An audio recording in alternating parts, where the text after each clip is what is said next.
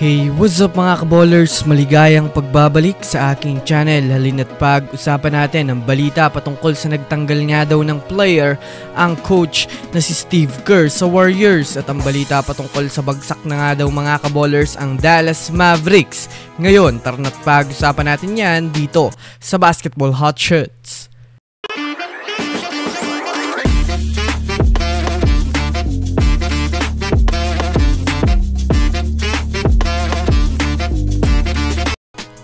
Una nga muna tayong dumako mga kaballers sa balita patungkol sa bagsak na nga daw mga kaballers ang Dallas Mavericks. Sa ngayon nga po mga kaballers ay masasabi nating hindi nga po mga kaballers nasa magandang sitwasyon ang Mavericks ngayon sa liga. Kahit man nga po mga kaballers mayroon na silang Big 3 ngayong season ay parang mas lumala pa nga po mga kaballers ang kanilang kinahihinatnan sa kasalukuyan. Matapos nga pong matalo mga kaballers ang Mavericks kahapon kontra sa Warriors ay masasabi nga natin mga kaballers na bumagsak na nga ngayon ang kanilang standings. Mga kaballers sa 5 wins at 6 losses na nasa ikapang 11 pwesto na nga sila mga kaballers sa Western Conference.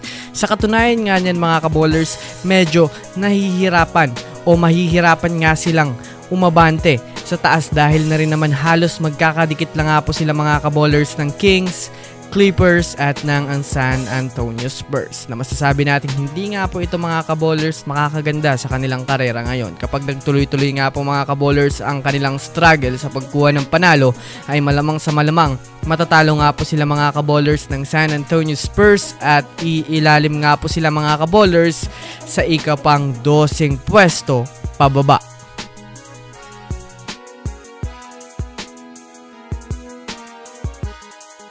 Samantala, dumako naman tayo mga kaballers sa balita patungkol sa nagtanggal nga daw mga kaballers ang Warriors ngayon ng player. Kahit man nga po mga kaballers napakaganda ng ipinapakitang laro ng mga nakaraang ng Warriors ay kung papansinin nyo nga po mga kaballers halos 10 player lang nga po ang ginagamit ni Steve Kerr sa Warriors at ang isa nga dito mga kaballers ay hindi na masyadong pinapasok. Sa katunayan nga niyan mga kaballers, tinanggal na nga po mga kaballers ni Coach Steve Kerr si Lindy Waters III sa kanilang rotation.